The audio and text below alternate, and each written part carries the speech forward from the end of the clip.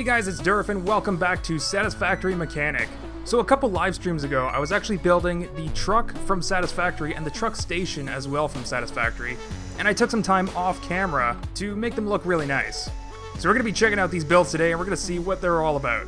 So over here we have the Satisfactory truck. Now if you don't know, there is a truck in Satisfactory that you can unlock that helps you automate the delivery of resources. So that's what this truck is. It's a AI programmable self-driving truck. You can also drive it manually, just like this. And it has like a digital steering system so that when you program the path that you want it to take, it will drive on its own automatically from station to station or any route that you program in. Okay, so this is one of the Satisfactory stations that I have somewhere in the map. I actually have another one over there somewhere. And as you can see, this is the sending station, so it will drop resources in the back of the truck. And of course, it has an inventory count, so once it reaches 0, nothing will drop. And if you press the switch, you'll turn it into a receiving station, which means if your truck parks here with resources on the back, then it'll actually pick up the resources and add to the inventory. Overall, it's not too complex of logic, but if we just step inside through here, there's just some logic here to say whether or not it's receiving or sending. There's over here to keep track of the inventory count, which of course is held by a counter block over here. The rest of the logic is just to control some pistons, because they're, we could just hop up in here. So, oh, I forgot there's a little duck in here. So the resources that we're transporting is actually the challenge ball. So there is a ball receiver, and in front, I don't know if you can really see it. So right now, this is in sending mode. So that's actually a challenge ball spawner, so it'll just spawn a ball and it'll fall right into the back of the truck. But if it's in receiving mode, the pistons back here will extend out so that the ball receiver is in place, and then the receiver is going to be what extends out to pick up any challenge balls in the back of the truck. So we just drive our truck right on up into here, right into the marked area, and there we go, we get our resources. And we can just drive on to this sending station. So currently we are transporting challenge balls from this station to the other station. But just for the sake of simplicity, let's switch this to a receiving station and show you how receiving works. So I'm just going to do a quick little U-turn and we can show you how receiving looks like. There you go. Ball receiver came down, picked up the ball, and our inventory is back up by 1. So there's no real limit to the amount of challenge balls that you can store in these truck stations. Although the display is limited to 999, I doubt anyone will ever need that many challenge balls. Challenge balls aren't even a useful resource to transport. It was just more of like an example of something that I could deploy and receive automatically with some logic. So of course this is using the mod pack for a ton of truck logic, the polygons to make everything look nice, and the challenge parts mod for the ball spawner and receiver. And because it's the challenge parts mod, the ball receiver actually has a little bit of logic function to it that allows us to not only reset the ball receiver so that we can receive multiple balls with just one receiver, but also allows us to count up our inventory.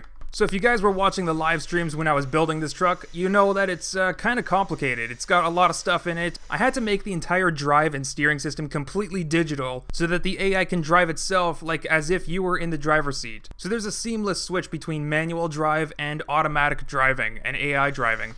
So if we hit the number 7, the truck will open up and expose all the logic bits. So much logic bits in here.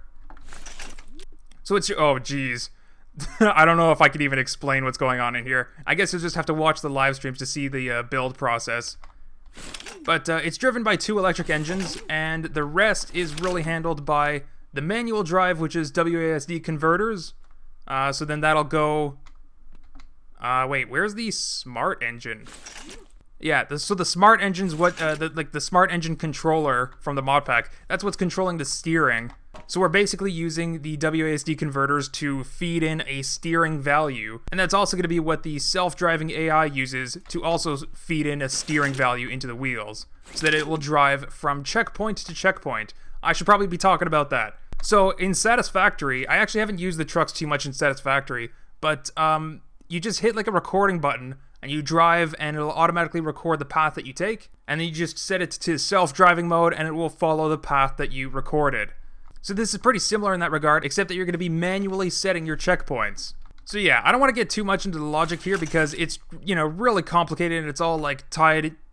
This is just like spaghetti knot spider webbing. I don't even know how to properly explain what's going on here. I guess the basic function here is just that we have like an X and Y position for the truck, and that is, maybe I can take a little sneak peek just by going to third person and walking over here. There we go. So right in here we have a couple of exometers and an orient block right in the center of the truck down there where those grills are.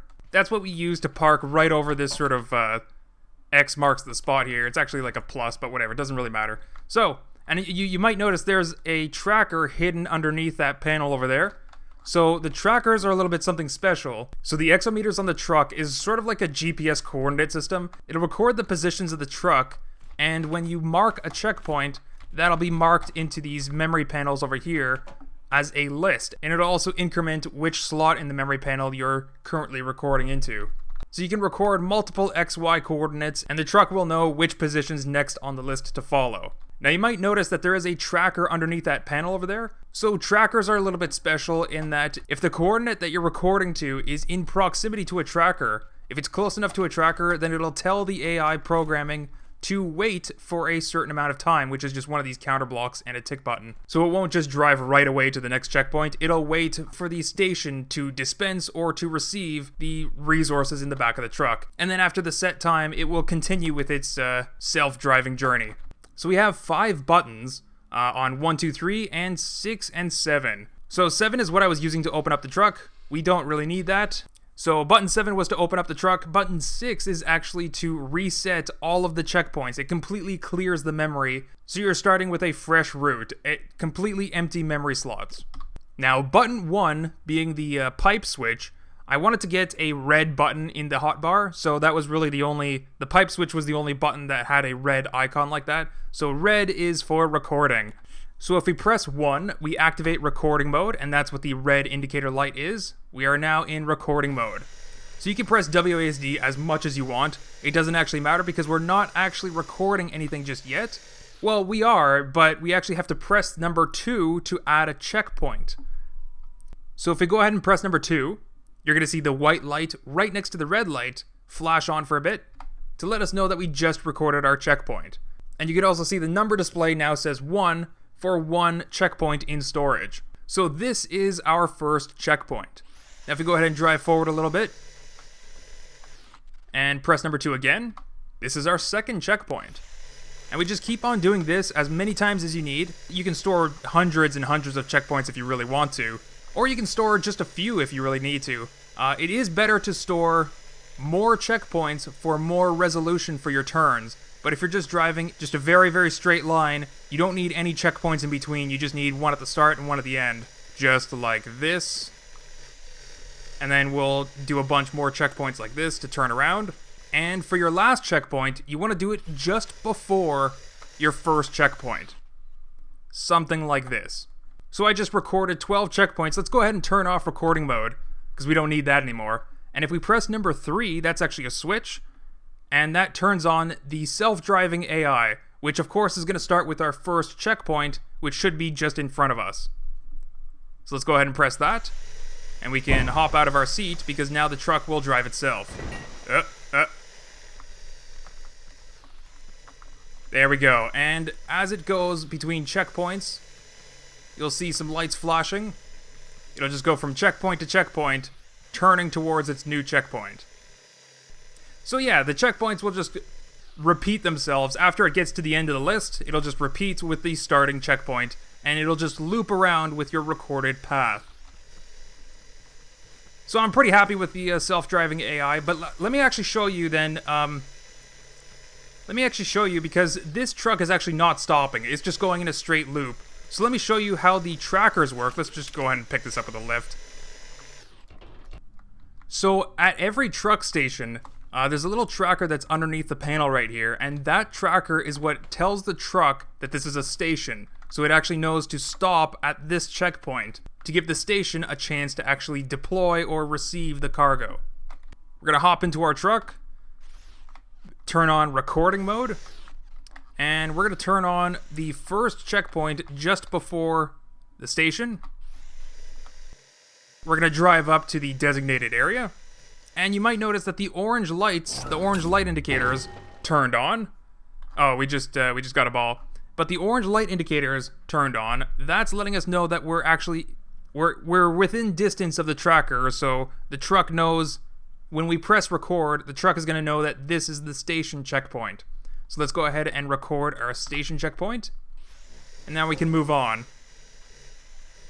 Recording more and more checkpoints. I'm just going to finish a quick little loop around this tree and back to the station.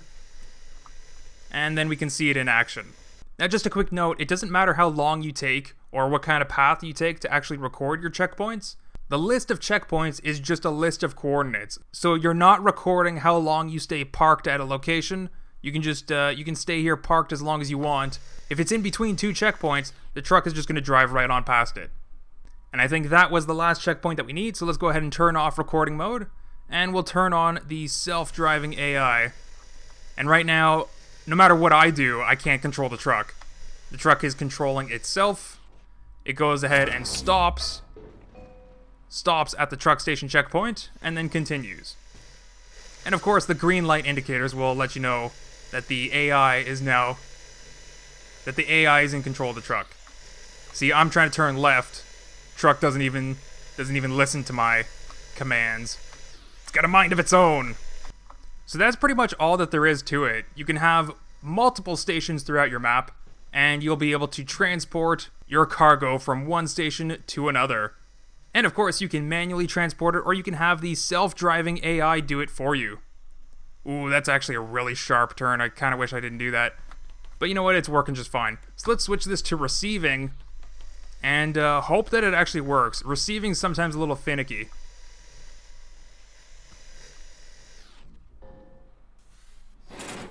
Oh, okay, cool. It got two at once. Very nice. Now, one thing that I really didn't talk about was the style that the Satisfactory truck and station have. I just sort of built it out of polygons, maybe put some panels here and there. It actually looks nothing like Satisfactory, but whatever. I mean, I like the way that it looks. But yeah, you guys let me know what you guys think down in the comments below, and I think that'll be it. That'll be it for today. Only one? Only one. So yeah, that's going to be it. Do check out the Satisfactory truck and station. Links will be in the description down below. Thank you guys for watching, and I'll see you guys in the next one. Bye!